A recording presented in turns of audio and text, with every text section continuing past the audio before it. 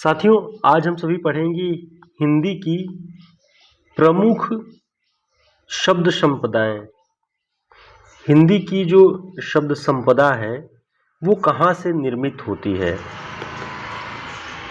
जैसे आप सभी जानते होंगे कि उत्पत्ति के आधार पर, प्रयोग के आधार पर, उत्पत्ति,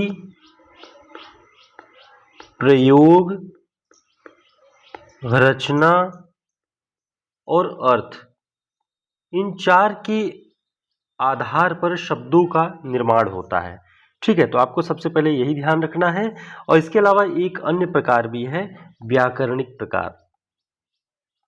व्याकरणिक प्रकार, तो इन सभी आधारों पर शब्दों की उत्पत्ति होती है, शब्दों की रचना होती है, शब्दों के प्रयोग के आधार पर भी शब्द बनाए जाते हैं।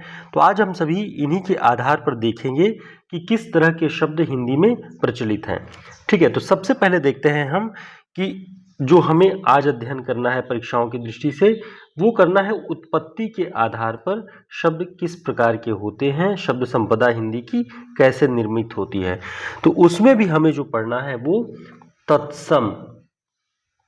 तत्सम शब्द, इसके बाद आता है तद्भव, और एक अन्य प्रकार जो आपको पढ़ना है, जो जानना भी चाहिए आप सभी को, विदेशी शब्द। ठीक है, इन्हें आगत शब्द भी बोलते हैं, यानी जो दूसरी भाषाओं से आए हैं। तद्भव वे होते हैं जो संस्कृत से आए हुए शब्दों को तत्सम कहते हैं, और उन्हीं का जो बिगड़ा हुआ रूप होता है, जो संस्कृत से ही, तत्सम से ही विकसित होते हैं, वो तद्भव कहलाते हैं।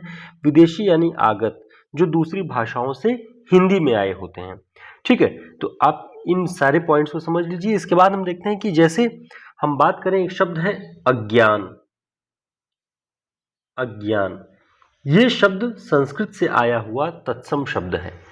ठीक है, अब जब इसका तद्भव रूप आप देखेंगे तो वो क्या हो जाएगा, अजान। अजान, कहते ना कि बहुत अजान आदमी है, तो वो अज्ञान तत्सम है, अजान उसका तद्भव है। इसके बाद अगर आप देखें कि जैसे कहते हैं कि अनार्य, आर्य और अनार्य वाला है, तो तत्सम में अगर अनार्य है तो वो तद्भव में आके क्या हो जाता है, अनाड़ी। अनाड़ी यानी तद्भव, इसी से जो जो शब्द है, मूल शब्द है, उससे विकसित हुआ जो शब्द है वही तद्भव हो जाता है। और तद्भव लगभग जो है देशज रूप में ही कहें कि बोलते बोलते शब्द के जो रूप बिगड़ते हैं उस रूप में होते हैं। ठीक है, तो आप इसे देखेंगे। इसके अलावा अगर हम कुछ और शब्द देखें तो आप सभी को और स्पष्ट हो जाएगा। जैसे अंगुष्ठ। अंगुष्ठ संस्कृत का ये शब्द जो तत्सम शब्द है, अंगुष्ठ। अब इसका जो तद्भव रूप होगा वो क्या होगा, अंगूठा। ठीक है, क्या होगा, अंगूठा। यानी तत्सम से ही विकसित होकर के तद्भव निर्मित हो रहा है। ठीक है, इसके अलावा एक और शब्द देखिए, आखेट। ये तत्सम शब्द है, और इसका जो है तद्भव कहें तो अहेर। अहेर, ठीक है, तो अहेर मीन्स ये हो जाता है आखेट खेलने गए हैं। ठीक है, संस्कृत में है, यानी तत्सम में अमावस्या। अमावस्या, और तद्भव में क्या हो जाता है, अमावस।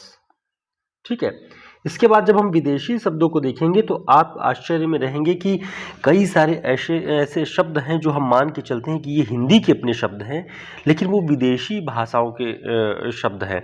तब आपको पता चलेगा कि इतने दिन के प्रयोग हमारे हम हिंदी समझ के करते थे, लेकिन विदेशी भाषाओं के आगत शब्द हैं। तो अभी हम तत्सम और तद्भव के कुछ उदाहरण देख लेते हैं ताकि आप बेहतर ढंग से इसे समझ सकें। जैसे आश्चर्य।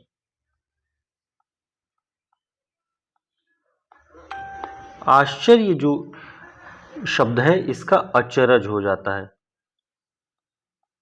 अचरज। ठीक है, इसके अलावा अगर देखें कुछ और शब्द, जैसे ये है कि चश्मा। ठीक है, अगर चश्मा को इसको अगर छोड़िए, जैसे उज्ज्वल, उज्ज्वल को देखिए, वो ज़्यादा बेहतर समझ में आएगा। उज्ज्वल, ठीक है। तो उज्ज्वल का तद्भव क्या हो रहा है? उजाला। यानी बोलते बोलते उसका रूप परिवर्तन हो जाता है, और रूप परिवर्तन होने के बाद जो शब्द बन रहे हैं वो क्या कहला रहे हैं? तद्भव, ठीक है। जैसे अग्नि, तत्सम यानी संस्कृत में अग्नि शब्द प्रचलित है, और जब ये तद्भव में आया तो ये हो गया आग। तो इस तरह आप देख रहे थे कि तत्सम और तद्भव शब्द कैसे बन रहे थे, किस रूप में उसका परिवर्तन हो रहा था। अब जब हम विदेशी शब्दों की बात करेंगे, तो जो विदेशी शब्द हैं उसमें 3-4 तरह के प्रमुख हैं। जैसे फारसी शब्द, फारसी शब्दों की बहुतायत है। इसके अलावा अरबी, फारसी, अरबी, तुर्की, पुर्तगाली, अंग्रेजी,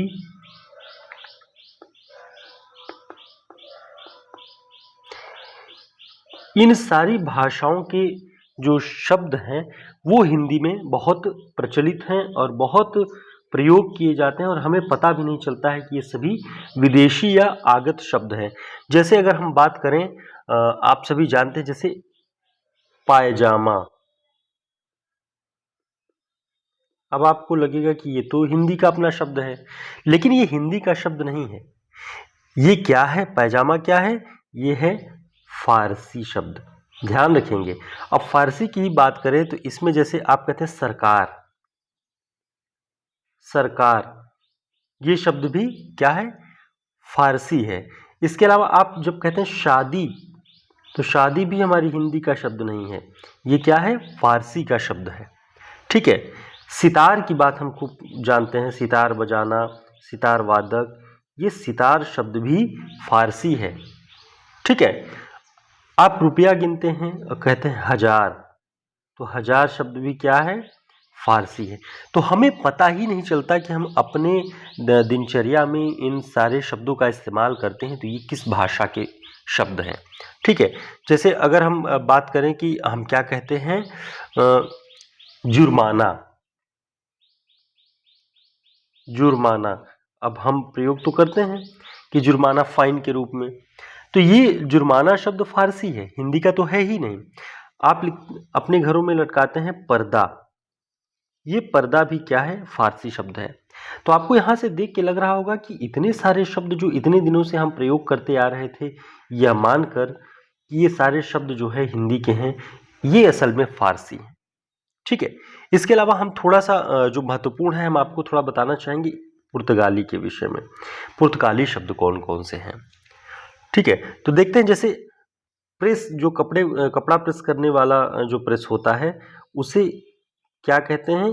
स्त्री, स्त्री, ये पुर्तगाली शब्द है। आलमारी, आलमारी हर घरों में है, आलमारी को और अलमीरा आप कह देते हैं, लेकिन आलमारी के लिए और कोई दूसरा शब्द नहीं है। तो हमने विदेशी भाषाओं से जो शब्द आगत किए, जो इजीली उनके लिए कुछ शब्द प्रचलित था, जो हमारे हिंदी के टच में था, वो सारे शब्द हिंदी भाषा ने अडॉप्ट किए, और हिंदी भाषा ऐसे ही समृद्ध हुई। अलग अलग भाषाओं के महत्वपूर्ण शब्दों को लेते हुए वो बनी है। तो हिंदी की जो शब्द संपदा है बहुत समृद्ध है। इसके अलावा अगर हम देखें कि पुर्तगाली शब्द और कौन सा है, आप आल्पीन जानते होंगे, आल्पीन। तो देखिए, ये जीवन के बहुत छोटे छोटे प्रयोग की जो आवश्यकता की जो चीजें हैं, वो भी, उनके नाम भी, ये सब पुर्तगाली हैं। पुर्तगाल से जो लोग आए वो उन लोगों ने दिया, ठीक है। कमरा हो गया, ये भी पुर्तगाली शब्द है। यानी बहुत महत्वपूर्ण जो है वो हमारा अपना है ही नहीं, वो अलग अलग भाषाओं से आया हुआ शब्द है। गमला, ठीक है। पपीता हम खूब खाते हैं, पपीता शब्द, ये पपाया तो अंग्रेजी का है, पपीता कहाँ से आया है? पुर्तगाली है। आप कहते हैं बोतल, बोतल, ये शब्द क्या है? ये भी आए हैं कहाँ से? पुर्तगाल से। तो ये सारे शब्द आपको ध्यान रखना है। अब हम थोड़े से और एक दो जो भाषाएं बची हुई हैं इनके भी देख लेते हैं कि ये कहाँ से आए हुए, इनके शब्द कौन कौन से हैं। ठीक है, तो सबसे पहले हम देखते हैं फारसी का हमने देखा, पुर्तगाली का देखा, अब हम तुर्की के कुछ शब्दों को देखेंगे। ठीक है, कि तुर्की के कौन कौन से हैं। जैसे गलीचा, गलीचा बहुत फेमस है, गलीचा शब्द ये तुर्की से है। इसके अलावा चम्मच, भाई चम्मच तो हम बचपन से और पता नहीं कब से सुनते चले आ रहे हैं। ये चम्मच शब्द कहाँ से आया है? तुर्की से आया है। ठीक है, सुराग, कहते हैं ना कि सुराग मिल गया, सुराग ये भी तुर्की शब्द है। ठीक, कैंची, कैंची, चाकू, ये सब जो इस तरह के हैं ये तुर्की हैं। तो आपको देख के लग रहा होगा ना कि ये तो शब्द हम हिंदी के मानते हैं, लेकिन ये सब के सब कैसे ताश खेलते हैं सब, ये भी तुर्की का शब्द है। सबसे बड़ी चीज, एक दरोगा, बीवी, ये शब्द कहाँ के हैं? तुर्की के हैं। ठीक है, और क्या हो सकता है आप सभी जानते होंगे, जैसे कहते हैं ना कि हम गनीमत है, गनीमत कहते हैं ना, गनीमत, ये शब्द तुर्की से आए हुए हैं। तो हिंदी की जो शब्द संपदा है, आप इसकी जब सूची बना करके भेजेंगे तो ये सारी सूची आपके लिए बहुत इजी होगी। आप बता सकते हैं कि संस्कृत से उत्पन्न जो शब्द संपदा है, जो वहाँ से शब्द आए वो तत्सम कहलाए, उनका बिगड़ा हुआ थोड़ा सा रूप जो लोग प्रचलित हुआ वो तद्भव हुआ, उसी से निकला हुआ। विदेशी वे आगत शब्द हैं जो दूसरी भाषाओं से आए हैं और हिंदी ने अपनी शब्द संपदा को समृद्ध करने के लिए उन्हें अपने शब्दकोश में जगह दिया, वो सभी विदेशी शब्द कहलाए हैं। ठीक है, तो इसे देखेंगे। इसके अलावा आप अगर देखेंगे तो अंग्रेजी के तो आप सभी जानते ही हैं कि बैटरी हो गई, स्कूटर हो गया, टिकट हो गया, पार्सल हो गया, पोस्ट कार्ड हो गया, गार्ड। अंग्रेजी के शब्दों को तो पहचानना आपके लिए आसान है, लेकिन यहाँ पर जो शब्द थे विदेशी भाषा वाले, आपको इसे पहचानना होगा कि कैसे हम इसे पहचान पाएँ कि किस भाषा के शब्द हैं। उम्मीद है आपके लिए ये क्लास बहुत महत्वपूर्ण होगी, ये सारे पॉइंट्स आपके लिए बहुत महत्वपूर्ण होंगे। इन शब्दों को भी आप तैयार कर सकते हैं, आपकी आगामी परीक्षाओं की दृष्टि से बहुत महत्वपूर्ण है। जो लोग बीए वगैरह की परीक्षा भी दे रहे हैं उनके लिए भी ये क्लास बहुत महत्वपूर्ण है, क्योंकि उनके भी पाठ्यक्रम में जो एलिमेंट्री हिंदी पढ़ना है अनिवार्य रूप से एनईपी के गाइडलाइन के माध्यम से, उनके लिए भी बहुत उपयोगी है। तो आप सभी इसे अच्छे से देख लें और देख करके अपनी रिवीजन कर लें। फिर मिलते हैं एक नई क्लास में, तब तक के लिए नमस्कार, शुभकामनाएं।